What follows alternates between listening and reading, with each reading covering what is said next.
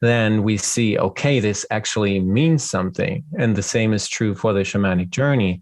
If I say I want to find out why I'm always self-sabotaging in that instance, then I will be shown what resonates with that, and I will get the chance to see and to understand and to even heal in the journey. Welcome to the Cosmic Love Antenna Podcast. This podcast is meant to encourage you to connect within so you can share your light with the world. And now, here's your host, Harrison Ma. Welcome, beautiful beings, powerful souls, to another episode of the Cosmic Love Antenna. I'm your host, Harrison, here with another powerful, mystical, insightful guest who I'm going to get into in a second. But you have found yourself on an episode where we are going to go into the intention that I always hold of pulling back the layers that are restricting health, alignment, and love with today's topic, which I'll explain a little bit here in a second. But I'm in the habit of starting these episodes over this last week with some gratitude, with some love. I appreciate all of you tuning in. The show is expanding week to week, and that we could not do it, myself and the guest, without you listening in. So I love you very much. Thank you for giving us your ears, your attention. Remember that if you get some value out of this episode today, you can leave us a review on Apple Podcasts and share this episode with a friend, a loved one that could get this message and needs a bit of support. So with that, I want to give an introduction of the powerful man I have on the show today. I have Mr. Martin Theis. Mr. Martin Theis is a personal coach. He is a musician. He is a facilitator of shamanic journeys that help you transcend time and space. And that is the thing that we are going to get into here today on the show. If you are looking for some information about shamanic journeys that are non-plant medicine based, if you're wondering what is the rainbow bridge, what is the dreaming, what is medicine wheels, what is the importance of totem animals, that is what you're going to get out of the show today, and so much more. Mr. Martin, welcome to the Cosmic Love Antenna. Thank you. Thank you for the invitation and holding that space. It's been a pleasure, and I'm really happy to be here. Thank you. The pleasure is all mine, my friend. You're the second, I was sharing this on another podcast, you're the second guest I've interviewed from the Podmatch platform, and it's been so exciting to explore all the beautiful beings on there, including yourself. So thank you for joining me. Thank you for accepting the invitation. And let's get into it. So, Martin, where I like to start these dialogues is learning a little bit about you, right? And before we get into the work that you do in the world and the value you're going to give to everyone listening, I want to hear a little bit about your story. And we don't need to go too much into it because I think what's more important is the here and the now. But I do want to hear about your pain teacher, and the pain teacher I describe as, the thing that has shifted us mostly into the work that we're doing today. So I'm wondering, Mr. Martin, was there an event in your past, does something bubble up, come to mind that really, sets you in the direction of what you're doing now in the world? So it's not easy to pinpoint. There's no one incident or something. There has been some incidents, and one was that I always had difficulties kind of like I always wanted to please my parents and wanted to harmonize, kind of like being in that kind of like a broken relationship where the children try to fix the parents. And so that was one thing where I always tried to make everybody else comfortable, losing myself. People pleaser. Yeah, but losing myself and not even knowing what do I need? What are my emotions? Like my shamanic journey web seminars and workshops were in the first years were mostly evolving around feeling and learning to feel, So that was probably one route where I came from. And then the other was I had one of my close relatives committed suicide when I was 16. So that was something that was added, but it was just a side component to the pain I already had in me.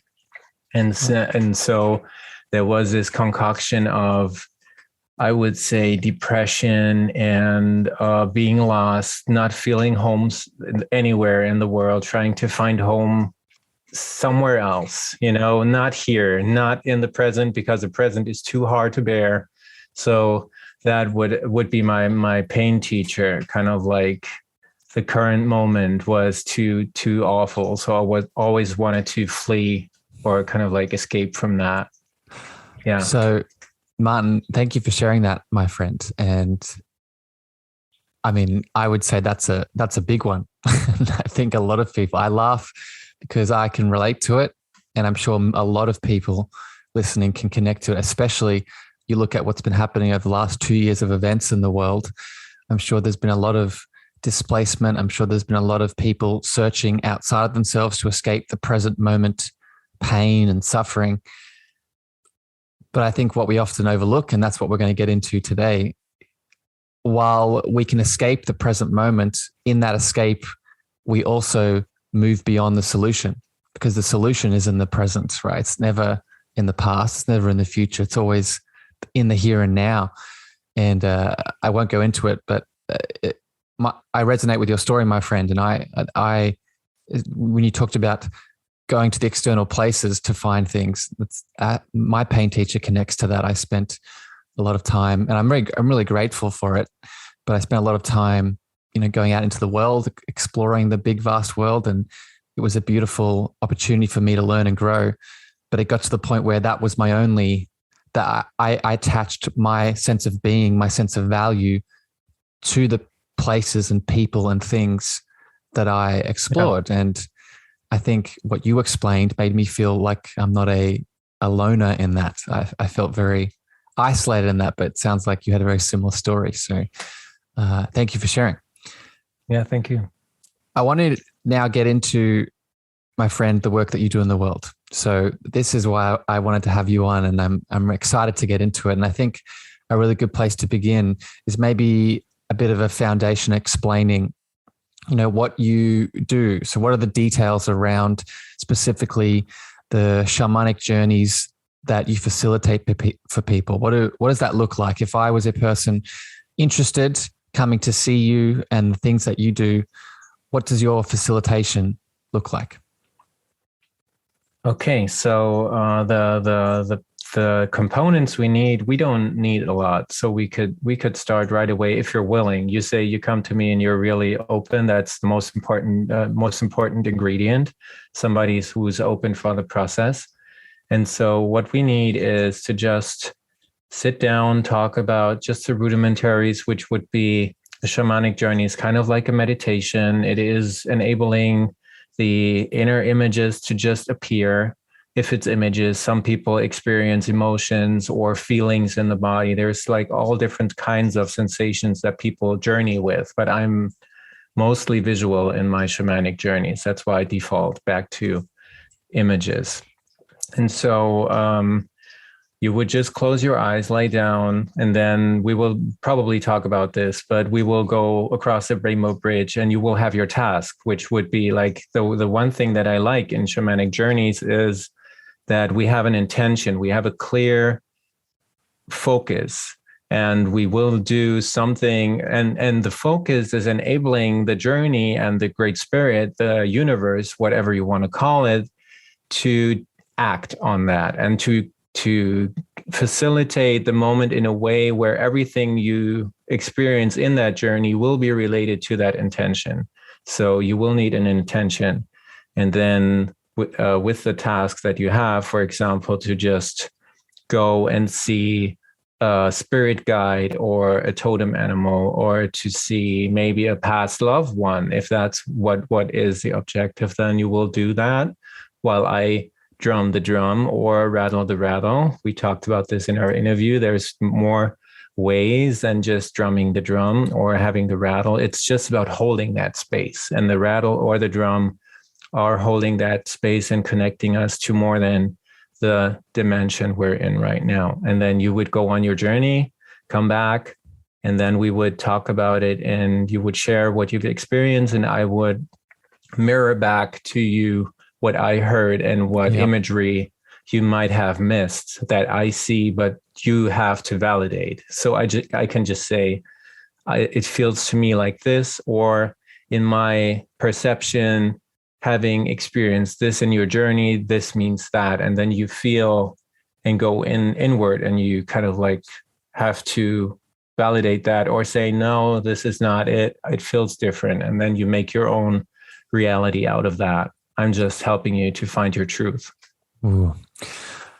So thank you, Martin, for that outlier. And it's funny, there was so many elements of that I'm sure people are very unaware of listening, that will break down, right? From the intention, from the music, from the rainbow bridge, from the totem animals. And we're going to get into all those aspects here today. So just, stick with us, stay along with this journey. I'm going to break it all down.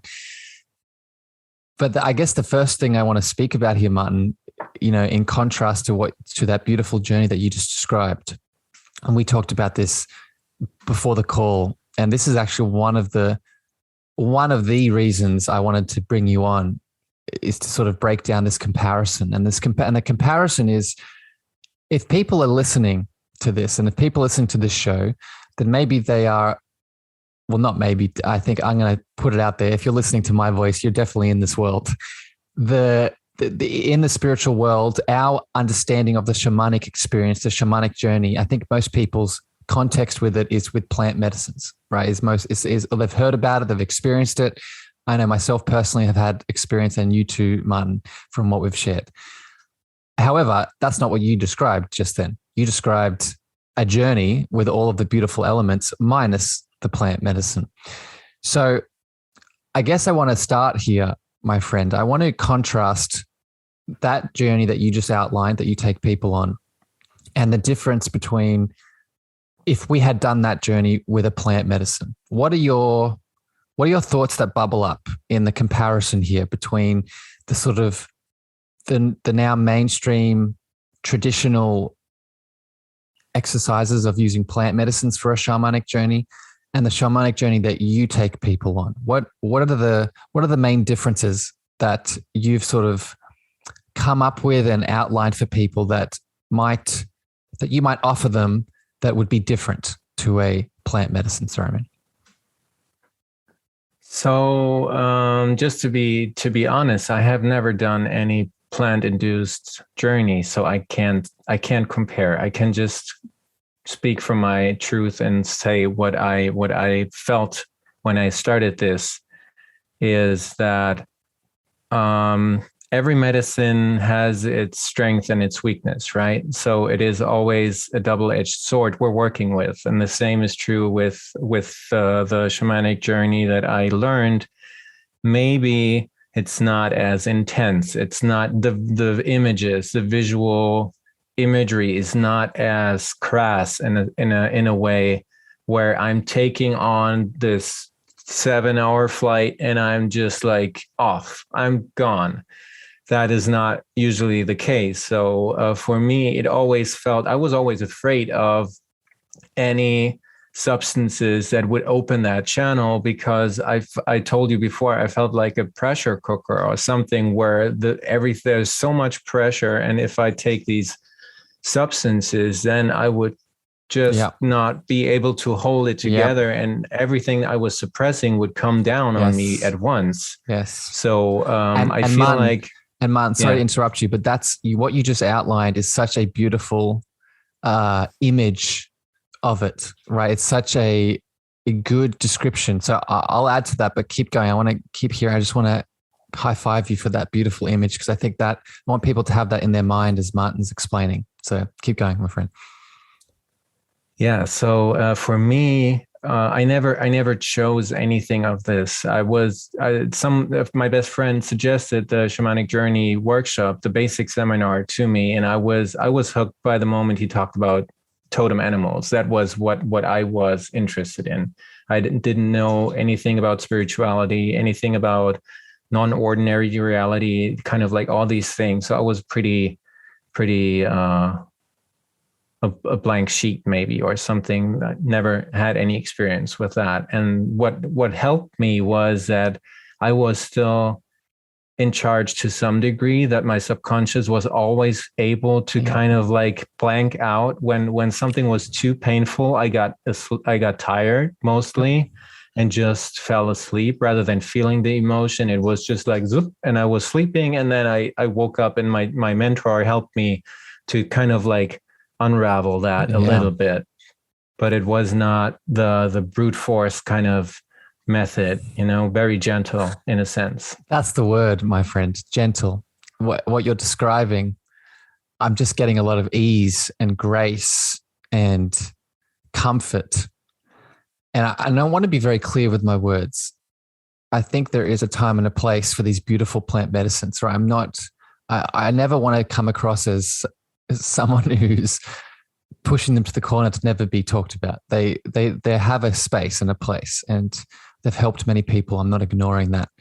What I do want to bring to the conversation is what Martin's describing. I want to bring to the conversation and the table, and this is one of my intentions for this chat, that there are other options for you if you feel like you're not ready for those medicines, right? And Martin describing the pressure cooker image, I think it's a beautiful one, and I'll add another image on top.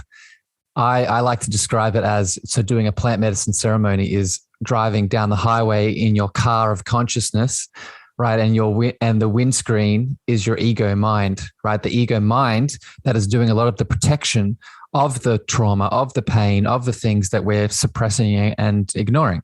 When we do a plant medicine ceremony, it's as if we're driving down the highway still at 80 miles an hour, and we suddenly take the windscreen screen off, and we get blasted in the face by the wind of consciousness, right? It's going to be unless you're prepared and ready and have done some of the work, for most people, it's going to be very shocking. It's going to be very intense, as Martin was saying with the pressure cooker analogy. So today, as Martin's describing his process, I really encourage people to, have an open heart and open mind to this, right? And although it's different, it doesn't make it any less valuable, in my opinion.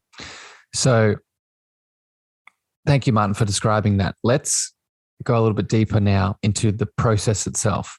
And I want to break down some of the things that you talked about. And the first thing I guess I want to talk about is the power of intention. And you described it beautifully. And I think a lot of people underestimate the power of choosing an intention to direct the potential of what you experience within any kind of practice, but specifically a shamanic journey. So maybe speak a little bit more about this, my friend. Maybe we can start with, what have you noticed when people that don't sort of prioritize an intention? Do you notice a difference? Yeah, there's probably different, like a scale of degrees. So when somebody does a journey and they don't even have an intention, they're just like, oh, I'll just close my eyes and listen to a YouTube video of a shamanic journey drum, then I will just have that journey. Then they will probably be, I was all over the place. It will be just like random, and like the experience, as valid as it is, will not be able to teach me what I want to know because I didn't say what I want to know. So it is just random. And then if somebody says they have an intention in the beginning of the journey, but then they lose track of it, or kind of like are not really intent on that. If I can say I have an intention, but like try not to because it might be uncomfortable or something. It's difficult to put it in words, but there's ways where we can escape our intention and just have a fun journey. And then I will be there in the end and just feel like, what is it saying to me? I don't understand what this is saying to me. So that would be probably the other effect it has. And when you said with the power of intention, it is just a perfect goal, kind of like. And it feels to me, whenever I set straight intention and whenever I'm clear on what I want to find out, and that is what I learned in like the transformation also happens in real life, right? Yeah. When we have an intention, when we hold that focus, things that appear, that happen to us, if we look through that scope or through that view of what was my original intention and what happened to me or for me, then we see, okay, this actually means something. And the same is true for the shamanic journey. If I say I want to find out why I'm always self-sabotaging in that instance, then I will be shown what resonates with that, and I will get the chance to see and to understand and to even heal in the journey. I love it. I'm getting a lot of images today, my friend. I think your shamanic mysticism is impacting me already. I saw a map or a flashlight down a road when you were explaining the intention, and I think you described it beautifully. I describe it as when you set an intention, you're putting the potential that's inside of you, right? We all have this connection to source, God, divinity, love, whatever you want to call it. And when we set an intention, we put that potential in tension, right? We direct our love, our divinity, our consciousness through something. And that something is what we decide to manifest, right? As you said, the trauma, the actual limiting belief, the goal, whatever it is. So yeah, I cannot emphasize, if you're listening to this, and this doesn't just apply to a shamanic journey. This applies to doing breath work. This applies to doing just a normal meditation in the morning with yourself. This applies to pulling tarot cards, everything, right? Think of intention as your tool to enhance the experience, the inner experience that you want to have. Let's keep it flowing, my friend, and talk a little bit about, I'm really interested in the Rainbow Bridge. And I definitely have understandings around this, but I want to hear your definition of, because in your process, you take people across the Rainbow Bridge within their journey. So what is the Rainbow Bridge for people that are new to this, and why do you think it's so important? When I started with this seminar and I went over the Rainbow Bridge for the first time, or let's say for the first couple of years, I probably didn't know what I was actually doing. So what we'll do is we'll imagine, once we close our eyes, we still have an image of the room that we're lying in or something. So we'll imagine a rainbow bridge from that room, from a patio or the outside, starting there. So it is a way to connect our mind with ordinary reality, with non-ordinary reality. The other side of the bridge will be a kind of dream time, or a different reality that which is closely related to where we go when we sleep and dream. And so it gives the person the feeling of leaving this world and going into another world. That is one meaning of the Rainbow Bridge. But then also, because it's a rainbow bridge and we go from red to orange to yellow to green to blue to violet to white, it is going through the chakras, going from kind of like root to crown to beyond. And we'll wear a cloak of white light, which protects us and which gives us a feeling, I'm safe here. I have my cloak. I have my wand. I have my totem animals. Even if it gets dark and even if it gets if I'm afraid, I still am in charge. So going through that light is charging us up. We are connecting with our chakras, and we're taking that energy from root and we're increasing it and getting less dense with every color, and kind of like end up in non-ordinary reality with that part of us that can go there, that is actually able to travel. I thought it was beautiful, my friend. I think, my friend, I get the impression that I think you do this work so much that the words that you describe, you're so used to saying them, but they're beautiful, my friend. I think the way that you describe things is I can tell that you're really professional at the work that you do. For a lot of people listening to this podcast, you've heard me talk about the chakra system a lot. And I would encourage people tuning in for the first time, go back and watch my chakra healing episodes, because what Martin talked about in sort of taking the hero's journey through the chakra system, right? From the lower chakra system, the lower chakras that represent more of the human body, and then taking across the bridge of the heart into the divine spiritual being that is the throat, the third eye, and the crown. And then, as Martin said, beyond. It makes me excited to think that on a shamanic journey, my friend, that is the start. Yeah. Right. That is the beginning. Right. Yeah. So I would ask people listening to just imagine, if that's the beginning, what is ahead, right? Where do you go at that point? And that's, I think, where Martin takes people within the shamanic experience. And you could imagine that a lot of your answers to the challenges that you face, lie in that beyond area, that next step. So I love it. So let's keep it flowing here. So we've got the rainbow bridge. We've set our intention. We've got our wand. We've got our cloak of compassion and comfort and safety. So now we're going into the beyond, and let's talk a bit about this. So I guess now I want to know tell me about the medicine wheel. So this is something that I'm new to. Again, it's in there somewhere, but I've not too much understanding around the medicine wheel. Where does the medicine wheel play a role in this? What is it? And how do you use the medicine wheel within this facilitation to help the person within their journey? Yeah.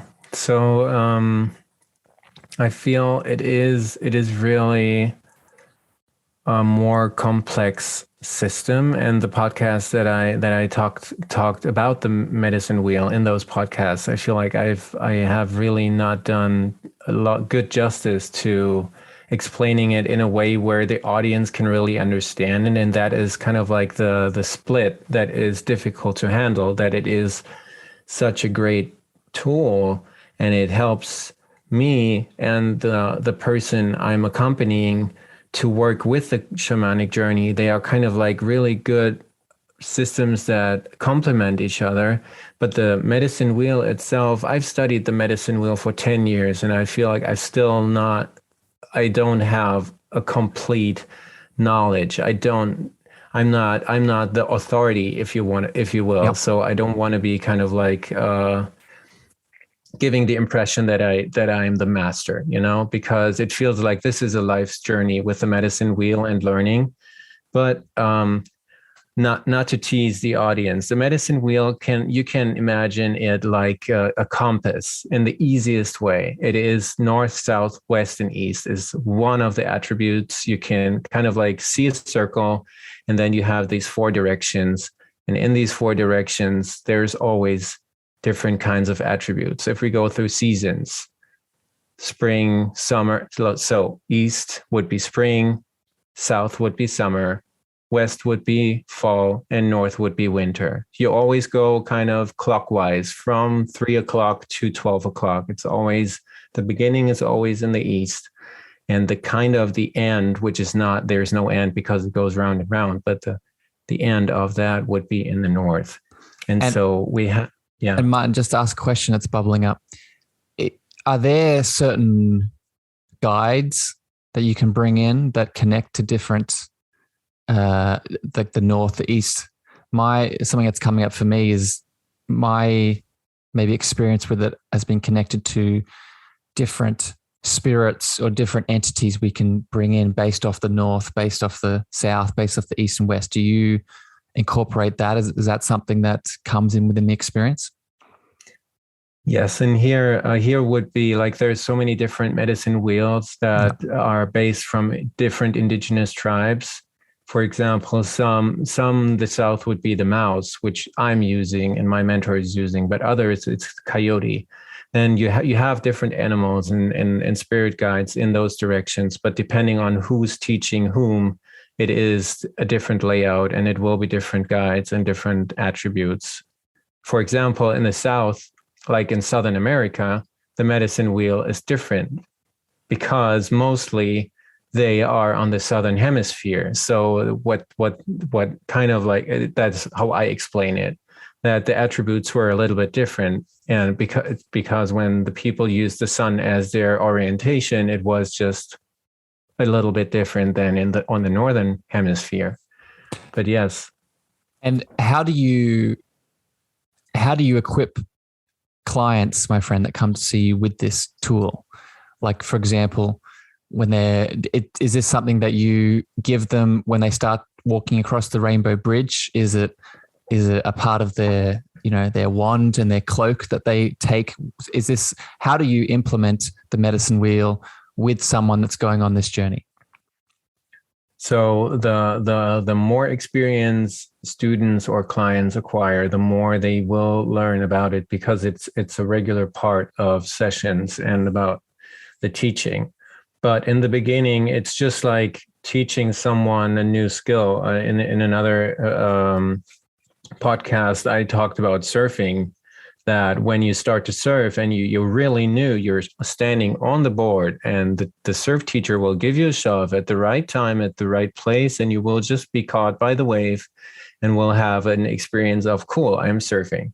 And so the more you learn, the more you will have to know about everything that you're working with. And so you will have to learn about the medicine wheel. You will know that if I want to heal my emotional trauma, I will travel into the south, because that's where water is. That's where emotion is. That's where the kind of like the hurt child is, which I want to heal. So all these things will be coming more the people learn it, but you have to kind of like start from scratch. And in the beginning, I will give the journey layout completely. The person brings the intention, and I say, okay, this is where you go. This is the journey that you're making, because it is too difficult to teach right away everything. I love it. It sounds, again, I'm getting a lot of images of that roadmap, that map, and that compass. It seems like a way to direct and help people move through the vastness and the expanse in which they fall into after the bridge element. Love it, my friend. I hope that gives some value to people listening.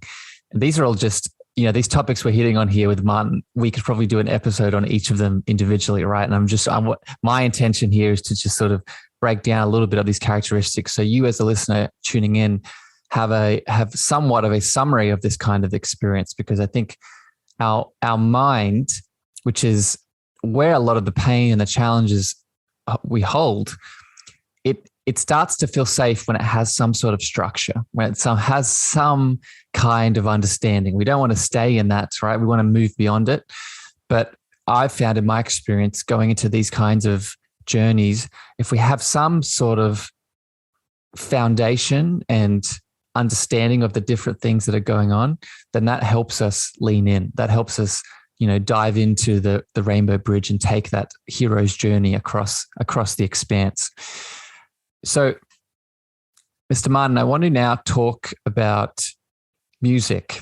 And I know this is, we'll probably go into a lot of different little topics here within this category, but I know this is part of your background, and, you're, correct me if I'm wrong, you were a musician before you started doing this kind of work, and you've used this now within this practice. I guess let's start with, what is the significance of adding in the music element within the shamanic journey, in your opinion? Yeah. So if you want to, like, you're referring to the drum as music, or music, kind of like melodies and. Well, all of it. You explain whatever comes up, my friend. Or all of it, I would count. Yeah. So I think I will probably start, because you mentioned my former time as a musician. My music was pretty melodic, deep house, kind of like really harmonies, but driving basses. A little bit like if you took a shamanic drum and kind of like turn it into a techno sound. And so I realized that the people were deeply affected, usually when they were at these festivals or the places where I played. They were really lost in their self, and were dancing in the music. And I felt like this is something that is really a great gift if people are able to tune into that. Some decided not to, which is fine, but others were just like really you could basically, when I was DJing, I was really focused because I couldn't really look at the audience. But every time I did, I felt like some people were just so in peace, and kind of like really peaceful. And when I played my music at an ecstatic dance in Hawaii, when I just had like, that was just a DJ set, so I didn't do anything except press play.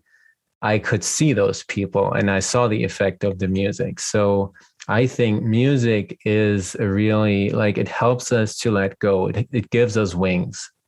So if we decide to kind of let go of that heaviness and use the music to fly a little bit, then that is a great experience. But we have to be able to do that. You know, I could have never done that when I started with this. I was really straight and not dancing a lot. I was just really body stiff. So it is difficult sometimes. I think your description, once again, my friend, of the wings to describe the music, I think you nailed it. And I wanted to share another story, and I'll probably get to that in a second, but another one has bubbled up that I want to just share here to describe what Martin is talking about with the music. And I'm going to connect it to a ceremony that I did. I did a plant medicine ceremony a couple of years ago, and it was one of those intense ones where a lot of emotions coming up, a lot of trauma, a lot of pain. And there was people might be familiar with this in regards to an Ikaru.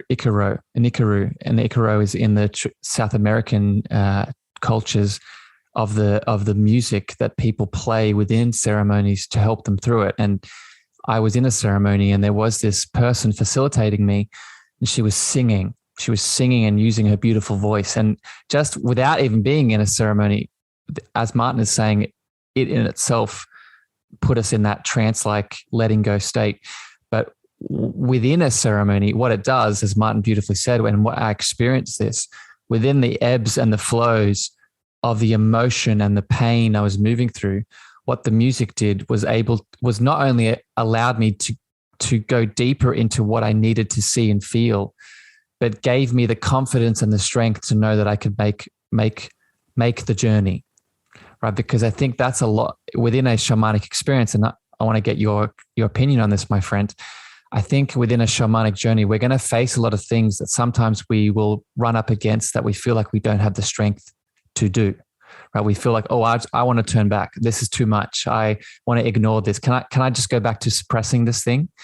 But as I'm sure you've witnessed, the way out is through. And I think music can facilitate that. Would you agree, my friend? Absolutely. And when you were speaking, I heard the whistling sound that my Southern American shamanism teacher was whistling when we were in session. And that was exactly what you said. I still hear that tune, and it is something that pacifies and gives us strength to go through certain things. The drum that I'm using, or my mentor is using, sounds plain in a sense when you hear it like that. But even though it might sound plain to the ordinary ear, when you're in a shamanic journey, the drum starts speaking. The drum starts making animal noises, or what. It's so interesting. And so there is music in there, and it helps us to feel strength. And in times when, because we're usually in a group, when I'm in my workshops, when I'm not leading them, but when I'm participating, we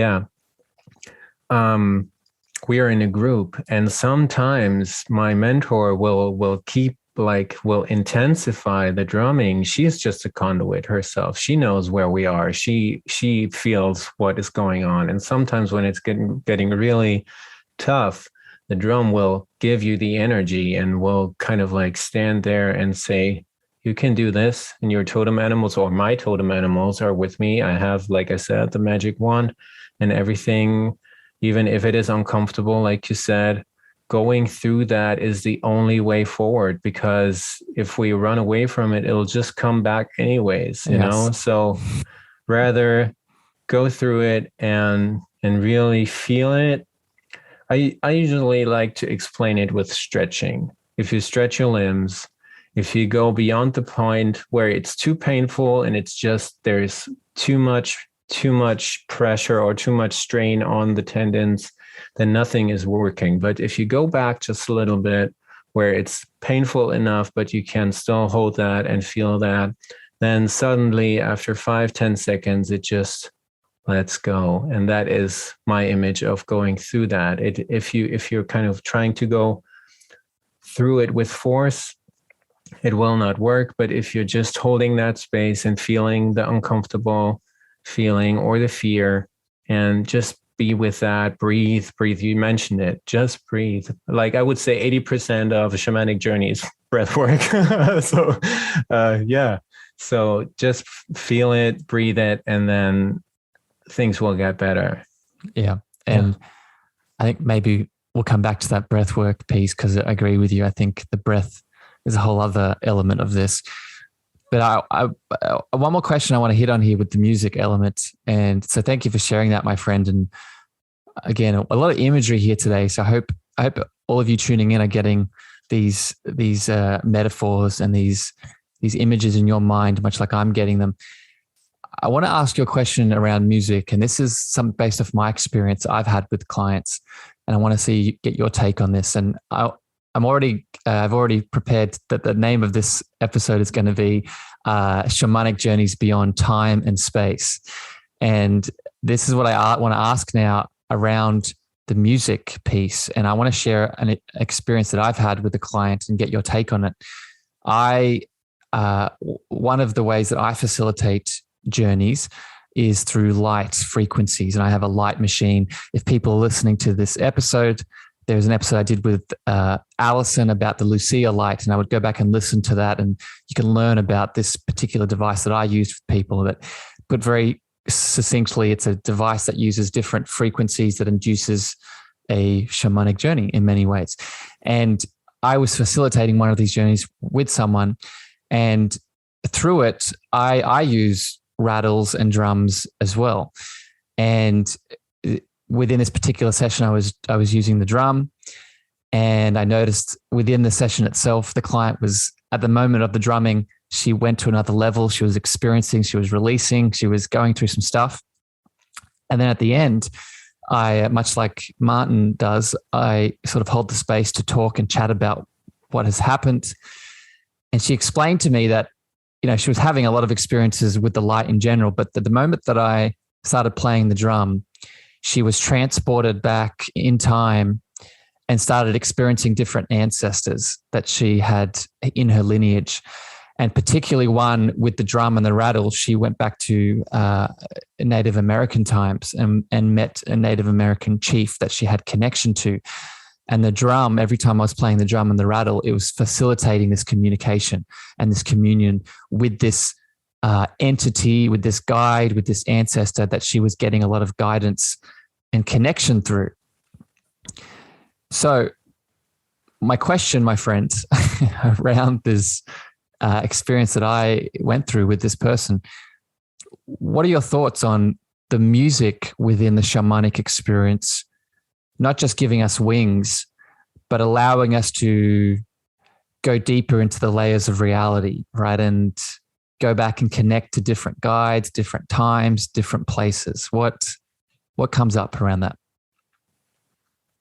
So I feel it is true that the drum and the rattle have their function, but it feels like it is to the master, I would say nothing is needed, right? We can just portal into whenever we want to go, and just see what it is we need to see, heal what it is we need to heal.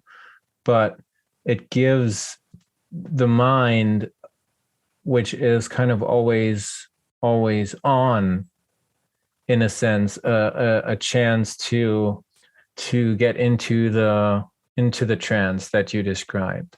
So the drum and the rattle or the whistle is helping that part of us which is holding on to reality to kind of let go.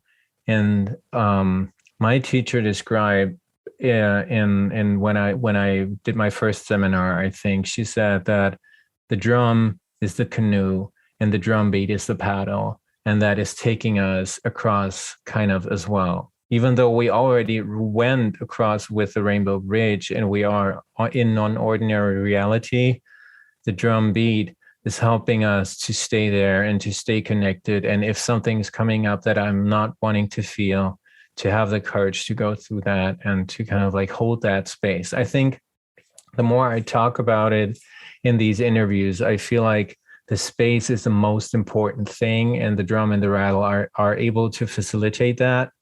And that's why silence is working as well, even though it is harder to be aware of. But the space is the most important tool too, because the here and the now is transcending time and space, right? So through the present moment, we actually get out of the present moment into other ones in order to heal in that present moment. Yeah. We could go, we could start unraveling here with all these different layers. But I think, once again, my friend, I think that defines it beautifully. I love the canoe and the paddle piece. And, a big part of the mind, as you were saying, is keeping us in the safety of the familiar. But we often forget that the safety of the familiar is not where a lot of our healing occurs. And we need that paddle, we need that canoe to tell the ego mind that, we don't want to destroy you, we don't want to kill you, we don't want to say how horrible you are, we love you. But for now, let's take a break and let's go out traveling into the beyond and let's go on an adventure. And the music, the drums can be a way to do that. Martin, I'm thoroughly enjoying this chat. I appreciate you, my friend. This is exactly what I wanted to talk about, and you are a beautiful being. So thank you for spending time with me today. You're welcome. I want to now speak about one of the other key sort of keystones within this, and it's the idea of totem animals. And I know that's one of the main intentions and objectives and treasures that you facilitate people within the journey and the shamanic experience. So maybe let's start with, what is a totem animal and why is it such a sort of pivotal part of this journey that you help people move through? So first question first, the totem animal is said to be our potential in animal form. So when we find our totem animal, we're not finding something other, we're finding us in a form that is spoken through imagery. It is something that the native or indigenous people of the past used because they were much more in tune with animals and with nature itself. So they used imagery from nature. And when I find my potential, when I find myself in animal form, I found a part of me. I was like, the moment I found my totem animal, I felt I'm not alone anymore. I have my essence with me. I'm whole, So for me, that's probably why I stuck with the shamanic journey and all these seminars and went through all these ordeals and pains, because it just I felt better than I did before I had learned of this experience. So the totem animal for me, even though in my journeys they play minor roles, they're not as important as maybe when I found my totem animal, but I'm learning so much about myself by looking at my totem animals. For example, they're all kind of like, just really quickly, if you have a totem animal, which is a herd animal, or which is living in kind of like packs or something, then your needs and your way of relating to others and to establishing authority are much, much different than when you're an animal of prey, by yourself and having conflicts with other males from that same species. So it is very, very interesting to just know about that.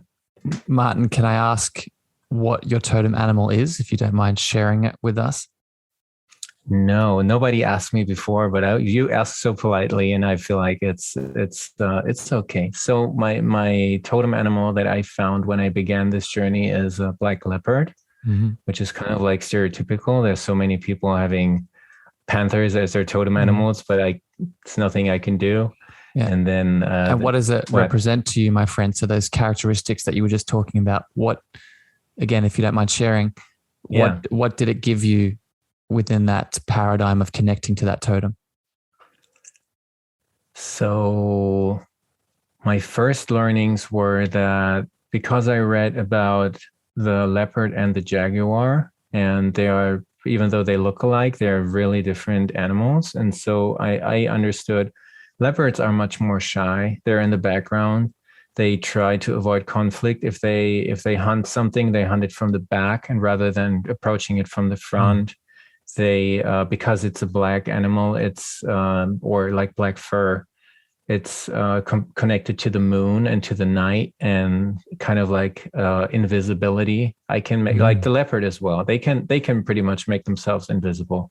So it's funny because now that I get to create that more and more, if I don't want to be seen, people usually don't see me, and it's funny to just play with that, you know? So there's so many things.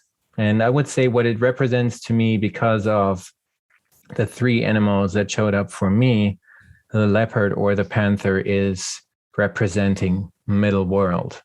I have kind of, or the earth, kind of like groundedness. It's the animal that is land-based rather than up in the air or in the water. So it's kind of like in between, connecting me with Mother Earth and with everything that is human society, for example, because it's really in the here and now.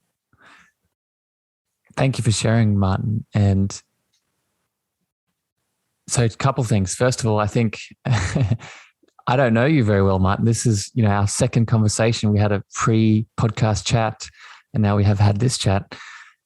But even just from this small amount of time, I'm getting a lot of those vibes that you just talked about with the leopard and the black leopard. And I think it's spot on for you. And I'm sure there's more layers to what makes you the powerful being that you are. But I think for people listening, I love that image of connecting back to your wholeness and oneness through this support of this totem.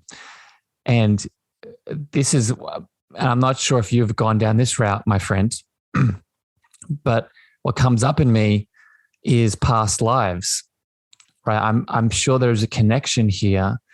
Like, so for example, some of the things I teach about around incarnation, reincarnation, is that a lot of our souls that are here in this human form on earth, our soul didn't just start as human, right? Our soul, in most instances, has had incarnations in other physical forms, i.e. as animals. So it wouldn't surprise him, and I'd love your opinion on this, my friend, maybe just any hits that you get. It wouldn't surprise me if there was a link between a previous incarnation we've had, in your case, as an actual leopard, and now that leopard coming forth in this incarnation as a human to represent as a totem animal with the lessons we learned in that life. Does that make sense, what I'm saying?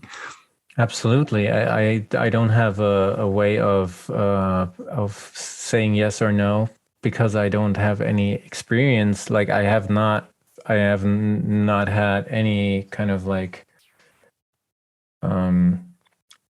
way of saying this is so or it isn't, but it resonates with me that it makes total sense that in our evolution as soul, we went through that, and that's why we connect with some animals on a very deep level. I love elephants and hippos, even though they are not my totem animals. Love them, so I'm sure there's something there. Yeah, it's an interesting thought. And I think these totem connections it's another little tool or another little facet within our medicine bag that we can step into life with and feel strength, right? We can feel, like you beautifully said, not just that we're not alone, but that we can remember that potential that's inside of us to help us move through the things that we deserve to move and expand through. Martin, thank you for breaking all these elements down. I have a couple more questions here before we finish. Before we get to the last thing I want to throw at you here, I want to now give you a bit of space, my friend, to, if people have been listening, they're excited about this idea of going on this shamanic journey and crossing the rainbow bridge, connecting to their totem animals, using the medicine wheel. What can you share with people that want to reach out to you, that want to connect, that want to maybe, go on this journey with you? What do you want to offer people? Yeah, so just reach out. I'm more than happy. I can talk about this every day. I love it. It's just my happy place in a way. So reach out. Light Trails CO, just like light and trails.co is my website, and use the contact form, book a session. You can read some of my articles, blog articles, join a webinar. There's tons of things to do. And you look like you want to ask a question. Yeah, well, something bubbled up. I'm not sure what the answer is to this. Do you facilitate this online, or is it only in person? No, it's online. Yeah. Also, Yeah. So it is possible to across just time connect and space with me. Yes, across time and space. And because I am here in Germany in the Central European time zone, as well as in Hawaii, like in 6 months of time, there will be better times. If someone is living in the Pacific or Australia, for example, like you do, then there will be good times. But just connect. I'm generally happy to talk about this, to help you on your journey and help you find your totem animal, even if it's just like for a short chat or something. If you want to know something or want a book recommendation, I'm more than happy to help you out on your journey. So please reach out and feel free. So beautiful beings, as always, if you click on the show notes of the podcast player you're listening to this episode in, you'll see all of Martin's details, his website, his Instagram that I'll link to, and you can just click those links and go straight to contacting him. So it'll be all there for you. It's interesting, Martin, this is the time that we live in, these kinds of services that we can provide people around the energetic spiritual world. Yeah, long is gone when we needed to book in-person meetings. This kind of work can be purely done face to face on a Zoom session, right? Because it doesn't need, we are at a very energetic level. We're all connected. And as the title of this podcast said, time and space is not a factor that can restrict your healing journey. So I'm just excited, my friend. I might need to book a journey with you. I'm feeling it. So, Martin, where I finish this episode usually is with a final question. And the name of this podcast is the Cosmic Love Antenna. And when I say love, I connect to the divinity, the God source inside of you. And you are the antenna that once you connect into that love, you then can express it with the cosmos and the love outside of you. So I'm wondering, my friend, how do you personally define that love word?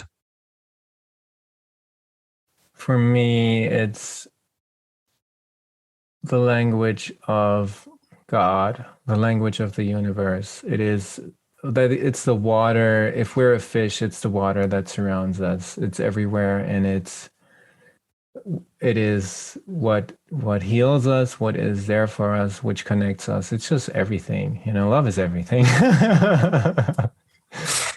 Simple, but profound, my friend. I love you very much. Thank you for spending time with me today. Listeners out there in the podcast world, thank you for giving us your ears, giving us your heart. I hope you got some value. Remember, if you did, share this episode with someone that you love very much so they can dive deeper into this kind of work and this exploration.